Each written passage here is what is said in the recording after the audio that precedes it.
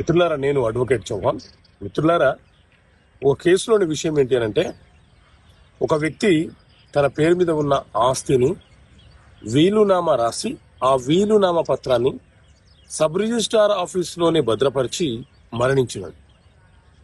ఇప్పుడు ఆ వీలునామా ఎవరికి రాశాడో కనుక్కోవచ్చా అనేది ఒక సందేహం. మిత్రులారా, వీలునామా అంటే ఎవరైనా ఒక వ్యక్తి తనకు ఏదైనా ఒక ఆస్తి మీద పరిపూర్ణమైనటువంటి హక్కులుంటే అతను ఎవరికైనా వీలునామా రాయొచ్చు. అయితే ఆ వీలునామా అతని తదనంతరం వరకు బయటపడవద్దు, అది రహస్యంగా ఉండాలని అతను కోరుకుంటే దాన్ని అతను సబ్ రిజిస్ట్రార్ ఆఫీసులోనే భద్రపరుచుకునే అవకాశము అతనికి చట్టం కల్పించింది.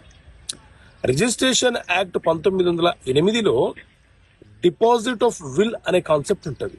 దాని ప్రకారంగా సెక్షన్ 42 చాలా స్పష్టంగా చెప్తుంది ఏంటి అంటే, ఎవరైతే వీలునామాని భద్రపరచాలనుకుంటున్నారో ఒక సీల్ కవర్ లో ఆ వీలునామాని భద్రపరిచి ఎవరైతే భద్రపరుస్తున్నారో అతని పేరు దాని మీద నమోదు చేసి రిజిస్ట్రార్ చేత బుక్ నెంబర్ 5 లో ఆ అంశాన్ని రికార్డు పరిచి సబ్ రిజిస్ట్రార్ గారికి ఆ వీలునామా ఇస్తే, ఆ సీల్ కవర్ ఇస్తే అతను అగ్ని నిరోధక పెట్టెలో దాన్ని భద్రపరుస్తాడు.